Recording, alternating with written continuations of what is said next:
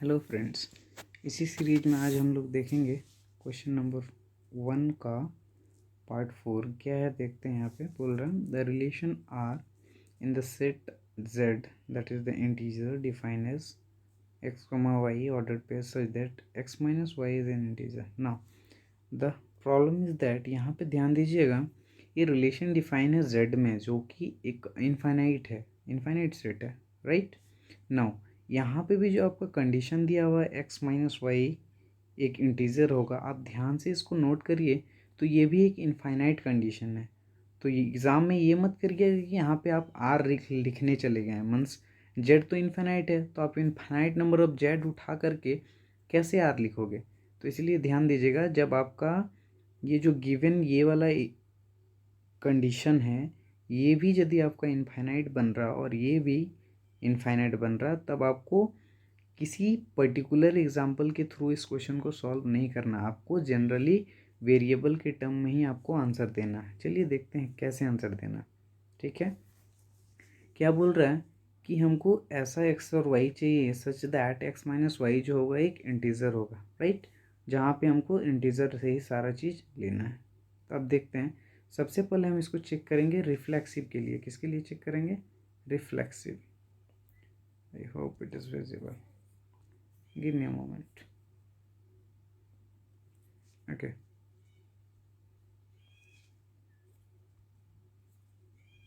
Okay, now it is clear. First of all, we will check for reflexive. Now, suppose we are taking let x from where we have to take from z.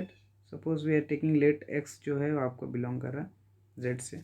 Now, एक चीज़ ध्यान दीजिए, हमको क्या दिखाना है, x, x जो होगा ये बिलोंग करना चाहिए कहाँ से? r से।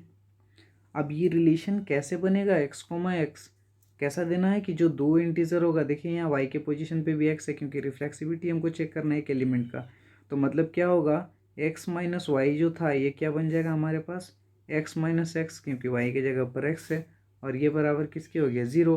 और ज़ीरो जो होता है ये भी आपका एक इंटीजर ही है, ध्यान से देखिए, zero is also integer. Means word, आप कोई भी एक एलिमेंट x ले लीजिए इंटीजर से, तो x माइनस एक्स जो होगा वो ऑलवेज आपको ज़ीरो देगा, एंड ज़ीरो जो है एक इंटीजर देगा। मतलब ये जो आपका गिवन जो आपका कंडीशन चूज़ कर रहे हैं वो इस रिलेशन को सेटिस्फाई कर रहा है।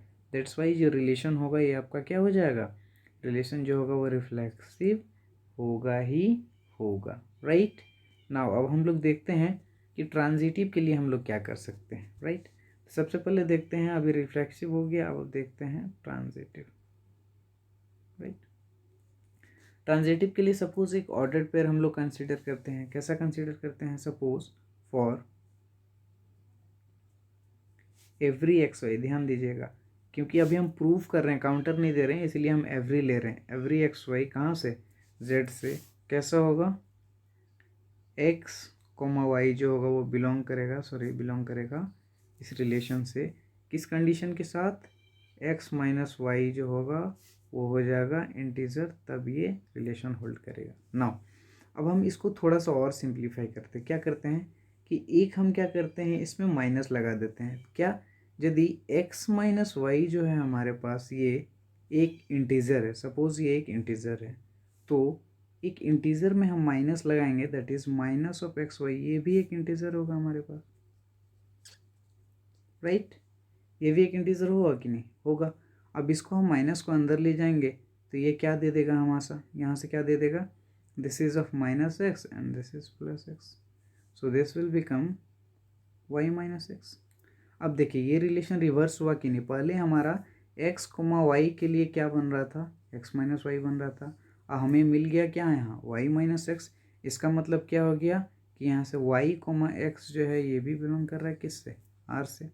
तो हमने चूज़ किया था x y such that x comma y जो था वो आर से बिलोंग कर रहा था, और हमने यहाँ प्रूफ कर दिया क्या कि वाई कोमा एक्स भी जो है वो आर से बिलोंग कर गया। तो इसका मतलब ये जो होगा ये ट्रांजिटिव होगा, राइट।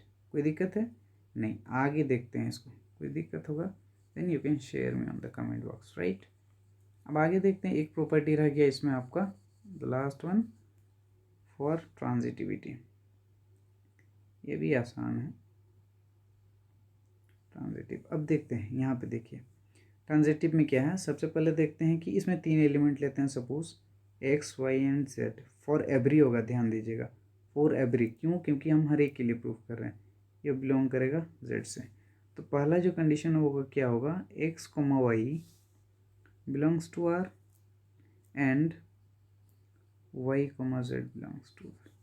ये हमें क्या दे देगा, एक्स माइनस वाई जो है एक इंटीजर होगा, और ये हमें दे देगा वाई माइनस जेड जो है एक इंटीजर होगा। अब हमको दिखाना क्या है, एक्स माइनस जेड जो होगा वो एक इंटीजर होना चाहिए। चलिए, तो हम एक्स माइनस वाई जेड को लेके चलते हैं। तो एक्स माइनस जेड को लेते हैं सपोज।